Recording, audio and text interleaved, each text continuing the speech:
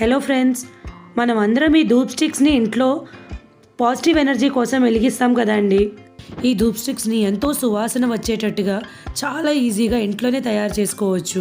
మనం దేవుడికి పూజ చేసిన నెక్స్ట్ డే పాత పూలన్నిటినీ తీసేసి ఆరబెట్టుకోవాలండి బాగా ఎండలో. నెక్స్ట్ వీడియోలో చూపించినట్టుగా పూల రెక్కల వరకు తీసుకొని ఇట్లా మిక్సీ జార్లో వేసుకోవాలండి. వేసుకున్న తర్వాత దీంట్లోకి ఒక 3 బిర్యానీ ఆకు 3 నుంచి 4 వేసుకోవచ్చండి. మంచి సువాసన కోసం వేసుకోవాలి. తర్వాత 6-7 కర్పూరం బిళ్ళల్ని వేసుకొని బాగా గ్రైండ్ చేసుకోవాలండి. చూడండి, ఇలా ఫైన్ పౌడర్గా గ్రైండ్ చేసుకొని ఓ ప్లేట్లోకి తీసుకోవాలండి పౌడర్ అంతటిని.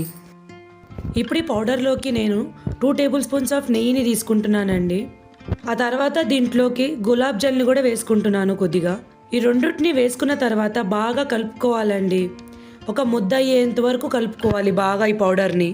ఇప్పుడు ఆ ముద్దలో నుంచి చిన్న చిన్న ఉండల్ని తీసుకొని ధూప్ స్టిక్స్ షేప్లోకి చేసుకోవాలండి.